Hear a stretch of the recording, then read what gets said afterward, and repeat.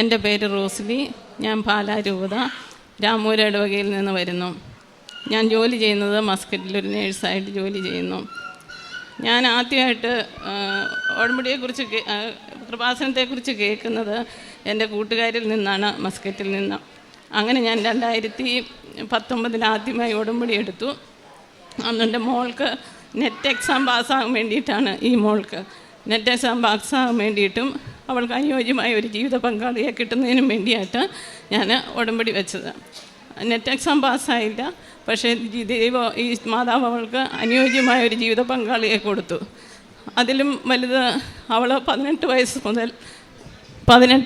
മുതൽ type 1 diabetic കൊച്ചാണ്. ഇൻസുലിനും തൈറോയിഡിന് വേണ്ടി തൈറോയിഡിൻ്റെ ട്രീറ്റ്മെൻറ്റും ഈ 18ാമത്തെ വയസ്സ് തൊട്ടെടുക്കുന്ന കൊച്ചാണ് അവൾ. എങ്കിലും മാതാവ് അവളെ ഒരു കുഴപ്പവും കൂടാതെ പഠനത്തിൽ ഏറ്റവും മുൻപന്തിയിൽ തന്നെ നടത്തി. അത് കഴിഞ്ഞ് 2019 കഴിഞ്ഞ് എനിക്ക് വീണ്ടും പുതുക്കാൻ സാധിച്ചില്ല. ലീവിന് വന്ന് 2022 ജൂലൈയിൽ വീണ്ടും ഞാൻ പുതിയ ഉടമ്പടി എടുത്ത് വീണ്ടും ഉടമ്പടി ജീവിതം ആരംഭിച്ചു. അപ്പോൾ കൂടുതൽ തീക്ഷ്ണതയോടുകൂടി എൻ്റെ ഉടമ്പടി ജീവിതം ഞാൻ മുന്നോട്ട് കൊണ്ടുപോയി. അങ്ങനെ പിറ്റേ വർഷം ലീവിന് വന്ന് 2023 മെയ് മാസം ഞാൻ വീണ്ടും ഉടമ്പടി പുതുക്കി. അപ്പോൾ 1.5 വർഷമായിട്ടും ഈ പ്രോബ്ലംസൊക്കെ ഉള്ളതുകൊണ്ട് ഒരു കുഞ്ഞിനെ കൺസീവ് ചെയ്യാൻ അവൾക്ക് സാധിച്ചില്ല. അവർ 2 പേരും ഡയബറ്റിക്കാണ്. വർഷങ്ങളായിട്ട് 2 പേരും ഇൻസുലിനും എടുക്കുന്നവരാണ്. അപ്പോൾ അത് എല്ലാവർക്കും ഒരു വിഷമമായിരുന്നു, ഒരു കുഞ്ഞിനെ കിട്ടുമോ എന്നുള്ളത്. മെയ് മാസം ഞാൻ ഉടമ്പടി പുതുക്കി. സെപ്റ്റംബറിൽ മോൾ എന്നോട് പറഞ്ഞു, മോള് കൺസീവായി, പ്രഗ്നൻസി ടെസ്റ്റ് പോസിറ്റീവാണെന്ന്. അപ്പോഴും സന്തോഷമായെങ്കിലും ആ ഒപ്പം ദുഃഖവും തോന്നി.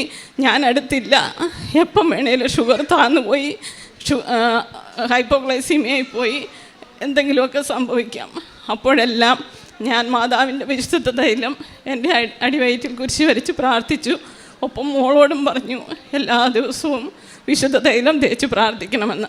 അങ്ങനെ ഒരു പ്രശ്നവുമില്ലാതെ ആകെ ഒരു പ്രാവശ്യമാണ് ഒമിറ്റ് ചെയ്തേക്കുന്നത്.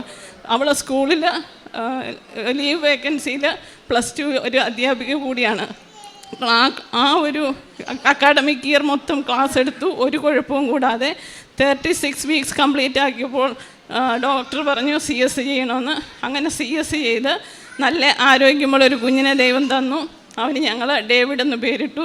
അവനാണ് ഇപ്പം എൻ്റെ കൂടെ ഉണ്ടായിരുന്നത്.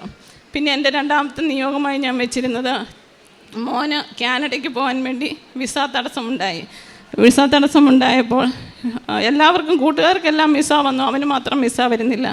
ഞാൻ അവനോട് പറഞ്ഞു light A candle prayer request ഇടാൻ. അങ്ങനെ അവൻ light A candle prayer request ഇട്ടു. അവന് കൃത്യസമയത്ത് ക്ലാസ് തുടങ്ങുന്നതിന് മുമ്പ് തന്നെ വിസ വന്ന് അനുഗ്രഹിച്ചു.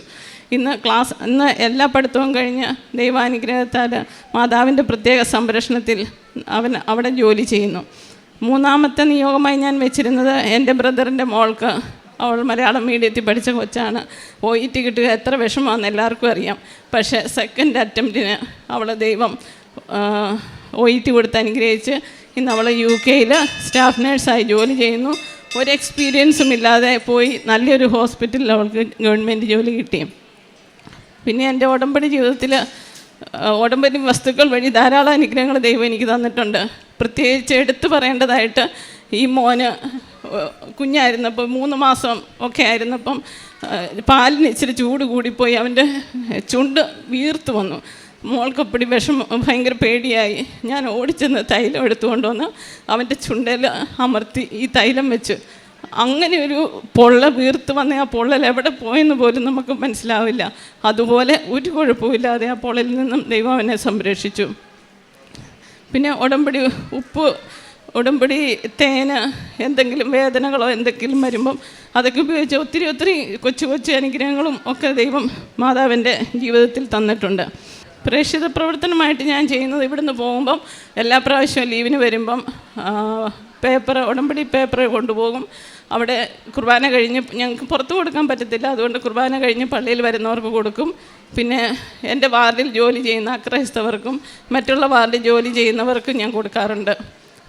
പിന്നെ ചാരിറ്റിയായിട്ട് ഉടമ്പടിക്ക് മുമ്പ് തന്നെ എൻ്റെ ഒരു ദശാംശം ഒരു എമൗണ്ട് പാവപ്പെട്ടവർക്ക് ഭക്ഷണത്തിനായി എല്ലാ മാസവും മുടങ്ങാതെ ഞാൻ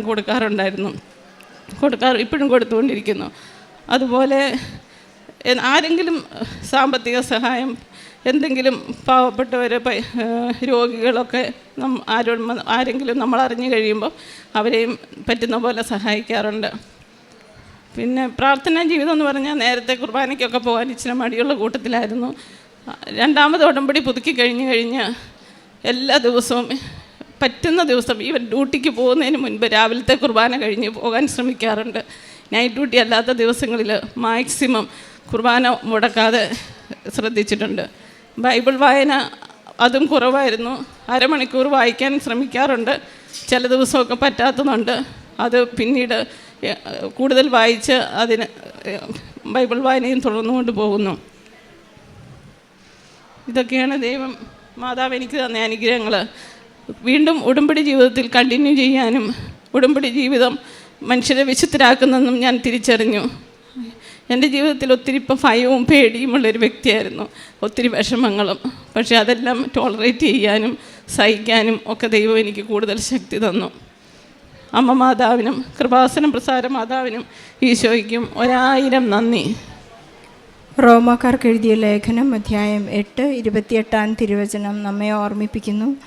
ദൈവത്തെ സ്നേഹിക്കുന്നവർക്ക്, അവിടുത്തെ പദ്ധതി അനുസരിച്ച് വിളിക്കപ്പെട്ടവർക്ക് അവിടുന്ന് സകലവും നന്മയ്ക്കായി പരിണമിപ്പിക്കുന്നുവെന്ന്. റോസ്ലി എന്ന സഹോദരി, റോസ്ലി സ്റ്റാനി എന്ന സഹോദരി ദൈവത്തെ സ്നേഹിക്കുന്നു എന്നതിൻ്റെ ഒരു വലിയ സാക്ഷ്യമാണ് ഇവിടെ നമ്മുടെ മുമ്പിൽ പ്രസൻറ്റ് ചെയ്തത്.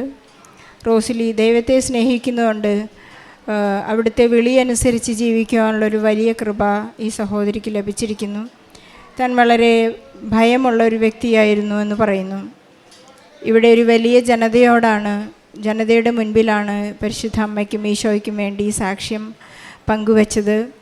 തൻ്റെ മകളുടെ 18 വയസ്സ് മുതലുള്ള ഒരു ഡയബറ്റിക്കായ സ്ഥിതിയിൽ പരിശുദ്ധ അമ്മയ്ക്ക് മാത്രമേ ഇനി തന്നെ രക്ഷിക്കാനാവൂ എന്ന വലിയ സങ്കടത്തോടെയാണ് ഇവിടെ വന്നത്.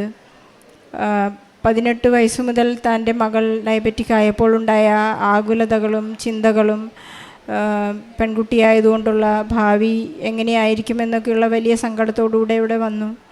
പക്ഷേ മകൾക്ക് നല്ലൊരു ജീവിത പങ്കാളിയെ ലഭിക്കുകയും അവൾക്ക് അവളുടെ ജീവിതം വളരെ യഥാസ്ഥാനപ്പെടുത്തുവാൻ പരിശുദ്ധ അമ്മയുടെ മാധ്യസ്ഥം ഇവരെ സഹായിച്ചുവെന്ന് ഈ സഹോദരി സാക്ഷ്യപ്പെടുത്തുന്നു. റോസ്ലി മസ്കറ്റിലെ ഒരു നഴ്സായി വർക്ക് ചെയ്യാണ്. അവിടെയുള്ളവർക്കും ഈശോയെ പങ്കുവയ്ക്കുവാനുള്ള വലിയ കൃപ ഈ സഹോദരിക്ക് ലഭിച്ചിട്ടുണ്ട്. അതുപോലെ തന്നെ തൻ്റെ മകന് ഒരു ജോലി ശരിയാവാൻ വേണ്ടി പ്രാർത്ഥിച്ചു. മകൻ ഇന്ന് കാനഡയിലാണ്. തൻ്റെ മകളുടെ OET പാസ്സാകാനും അവിടെ ഒരു ഗവൺമെൻറ് ജോലി ലഭിക്കുന്നതിന് പോലുമുള്ള വലിയ കൃപയാണ് ഈ അമ്മയുടെ പ്രാർത്ഥന വഴിയായി മക്കൾക്ക് ലഭിച്ചിരിക്കുന്നത്. ഈ അമ്മ പറയുകയായിരുന്നു, എൻ്റെ മക്കളും എൻ്റെ കുടുംബവും എപ്പോഴും പ്രാർത്ഥനയിലാണ്. എനിക്ക് പരിശുദ്ധ അമ്മയോട് മാധ്യസ്ഥം ഉപേക്ഷിക്കാതെ വേറൊരു കാര്യങ്ങൾക്കും തീരുമാനമെടുക്കാനോ എൻ്റേതായ ഒരു തീരുമാനങ്ങളോ ഇല്ല എന്ന് ഈ സഹോദരി സാക്ഷ്യപ്പെടുത്തുകയായിരുന്നു. കൊച്ചു കൊച്ചു കാര്യങ്ങളായാലും പെട്ടെന്ന് പരിശുദ്ധ അമ്മയെ ഓർത്ത് വിശുദ്ധ വസ്തുക്കൾ ഉപയോഗിച്ച് ഔഷധം കണ്ടെത്താനുള്ള വലിയ കൃപ ഈ സഹോദരിക്ക് ലഭിച്ചിരിക്കുകയാണ്. പിന്നെ ചുണ്ടിനൊരു പൊള്ളൽ വന്നപ്പോൾ ഒരു നേഴ്സാണ് ആദ്യമായിട്ട് മെഡിക്കൽ ഫീൽഡിലുള്ളവർ എപ്പോഴും ആശ്രയിക്കുന്നത് അവരുടെ ബാഗിൽ തന്നെ ഒരു ഡിസ്പെൻസറി ഉണ്ടാവും. അവരുടെ വീട്ടിലും അവരുടെ മുറിയിലും അവരുടെ അലമാരിയിലും അവർ നടക്കുന്ന സ്ഥലങ്ങളിലെല്ലാം മെഡിസിൻ്റെ ഒരു വലിയ കിറ്റുമായിട്ടാണ് എപ്പോഴും ഈ മെഡിക്കൽ സ്റ്റുഡൻസോ അല്ലെങ്കിൽ മെഡിക്കൽ ഫീൽഡിലുള്ളവരൊക്കെ യാത്ര ചെയ്യുന്നത്. നമ്മളെപ്പോൾ മരുന്ന് ചോദിച്ചാലും അവർക്കതിന് സൊല്യൂഷനുണ്ട്. അങ്ങനെയുള്ള ഈ സഹോദരി ആദ്യമായി ഓർത്തത് എൻ്റെ ചുണ്ടിന് പൊള്ളലേറ്റപ്പോൾ പെട്ടെന്ന് പരിശുദ്ധ അമ്മയുടെ തൈലമെടുത്ത് ഉപയോഗിച്ച് അത് വളരെ പെട്ടെന്ന് മാറിപ്പോയി എന്ന് സാക്ഷ്യപ്പെടുത്തുന്നു. അതുപോലെ തന്നെ സഹോദരി പത്രങ്ങൾ വിതരണം ചെയ്യുമ്പോഴും പരിശുദ്ധ അമ്മയാണ് കൊടുത്തിരുന്നത്. പരിശുദ്ധ അമ്മ എങ്ങനെയെല്ലാം ഈശോയിൽ നമുക്ക് നമ്മുടെ ആവശ്യങ്ങൾ സാധിച്ചു തരുമെന്നുള്ളതിൻ്റെ വലിയൊരു സാക്ഷ്യം അവർക്ക് പറഞ്ഞുകൊണ്ടാണത് പത്രം അവർക്ക് കൊടുത്തിരുന്നത്. തൻ്റെ ഒരു വലിയ സുവിശേഷ വേലയായി സഹോദരി അതിനെ കാണുന്നു. സുവിശേഷ വായന സഹോദരി പറയുകയായിരുന്നു, എനിക്ക് ചില ദിവസങ്ങളിൽ അരമണിക്കൂർ കൃത്യമായി വായിക്കാൻ സാധിച്ചില്ലെങ്കിൽ ഞാൻ വളരെ കൂടുതൽ സമയമിരുന്ന് ആ ഈശോയ്ക്കുള്ള സമയം ഞാൻ മറ്റുള്ളതിനൊന്നും ഉപയോഗിക്കാതെ ഈശോയ്ക്കുള്ളത് ഈശോയ്ക്ക് കൊടുത്തുകൊണ്ട് മാത്രമാണ് എൻ്റെ ജീവിതം ഞാൻ മുന്നോട്ട് കൊണ്ടുപോകുന്നതെന്ന് പറയുന്നു. ഈ സാക്ഷ്യങ്ങളൊക്കെ ഈശോയോട് പറയുന്ന വലിയ പ്രോമിസാണ്. ഇനി ഞാൻ ഉടമ്പടിയിൽ തന്നെയായിരിക്കും ജീവിക്കുക. കാരണം 3 മാസം ഉടമ്പടിയിൽ ജീവിച്ചപ്പോൾ പരിശുദ്ധ അമ്മ ഈശോയെ സന്ദർശിച്ചപ്പോഴുണ്ടായ ആ 3 മാസക്കാലം 90 ദിവസം, അതാണ് നമ്മൾ ഈ ഉടമ്പടിയിലൂടെ ജീവിക്കുന്നത്. ഉടമ്പടിയിലൂടെ ജീവിച്ചപ്പോൾ തനിക്കുണ്ടായ സൗഭാഗ്യങ്ങളും സന്തോഷവും പരിശുദ്ധാത്മാവിൻ്റെ ആനന്ദവും ഈ സഹോദരി നമ്മൾ ഓരോരുത്തരും അനുഭവിച്ചുകൊണ്ടിരിക്കുകയാണ്. ഈ മനോഹരമായ സാക്ഷ്യത്തിനെ പരിശുദ്ധ അമ്മയ്ക്കും ഈശോയ്ക്കും വലിയൊരു കയ്യടി നൽകിക്കൊണ്ട് ഈ സാക്ഷ്യം നമുക്ക് സമാപിക്കാം. അത്യപൂർവ ദൈവാനുഭവങ്ങൾ ഇനി നിങ്ങൾക്കും സ്വന്തം. ഈ യൂട്യൂബ് ചാനൽ ഇതുവരെ സബ്സ്ക്രൈബ് ചെയ്തിട്ടില്ലെങ്കിൽ ഇപ്പോൾ തന്നെ സബ്സ്ക്രൈബ് ചെയ്യുക. ഈ വീഡിയോ ഇപ്പോൾ തന്നെ നിങ്ങളുടെ സുഹൃത്തുക്കൾക്ക് ഷെയർ ചെയ്തുകൊണ്ട് കർത്താവിൻ്റെ പ്രേക്ഷിതരാകുക.